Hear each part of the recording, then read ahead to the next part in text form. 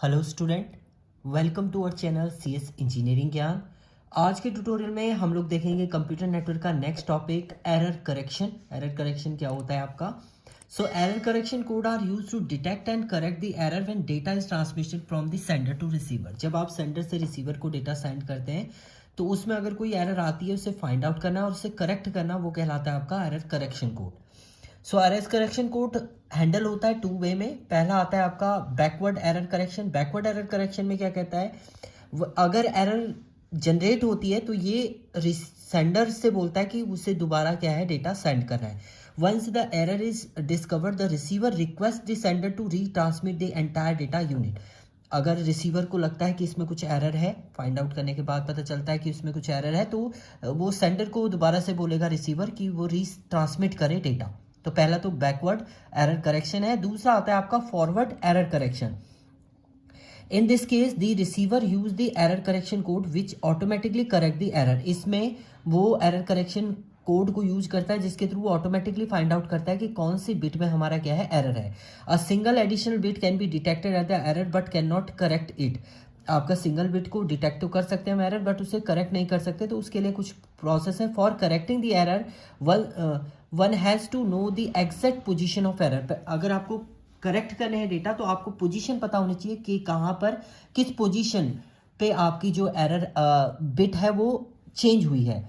तो इसके लिए कुछ एक एग्जांपल है इसमें। If you want to calculate the single bit error, the error correction code will determine which one of the 7 bit is error. To achieve this we have to add some additional redundant bit. उसमें हम लोग कुछ additional redundant bit add कर देंगे, उसके through आपका जो है करेक्ट होगा एरर। तो इसमें कुछ उसका प्रोसेस है। Suppose R is the number of redundant bit and D the total number of data bit. The number of redundant bit R can be calculate by using, ये आपका फॉर्मूला है 2 की power R is greater than equal to D plus R plus 1, where R is the redundant bit है और D जो है वो data bit है। For example R calculate by using the absolute formula, इसके थ्रू ही आपका जो है आर जो है फाइंड आउट होगा।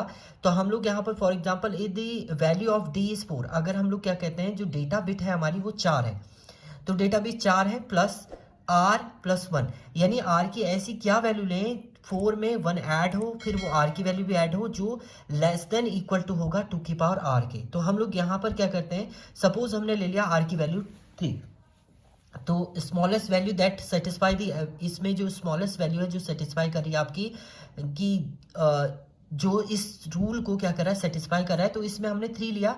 तो 4 प्लस 3 7, 7 प्लस 1 कितना हो गया आपका 8 हो गया। अगर यहाँ भी आप 2 की पावर आर 3 करेंगे तो 2 टू जा 4 टू जा 8 इक्वल टू 8, तो यानी ये इस रूल को सेटिस्फाई कर रहा है। तो इसका मीनिंग जो आपकी रिडंडेंट बिट है वो कौन सी है, थर्ड बिट है।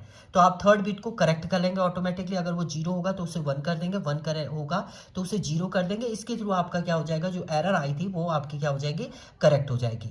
तो यहाँ पर ये फॉरवर्ड है, मतलब ये फॉर्मूले को यूज करके आप फाइंड आउट कर रहे हैं किस बिट में आपका एरर है। थर्ड बिट ये फाइंड आउट कर रहा है कि थर्ड बिट में एरर है, तो थर्ड बिट को हम डायरेक्टली क्या कर देंगे, चेंज कर देंगे। तो हमारा जो डेटा हमें एक्सेप्ट होगा वो एक प्रॉपर सेंडर ने जो सेंड किया था वही हमारा क्या होगा, रिसीव होगा। तो ये पूरा इसमें रूल है आपका एरर करेक्शन के कोड, दोनों बैकवर्ड एंड फॉरवर्ड है। बैकवर्ड में तो आप सेंडर से बोलेंगे कि वो दोबारा सेंड करे, और फॉरवर्ड में ऑटोमेटिकली आप डिटेक्ट करेंगे कि किस पोजीशन पे आपकी एरर जनरेट हुई है और उसे रिजॉल्व करेंगे। तो ये एरर करेक्शन कोड था। Thank you student.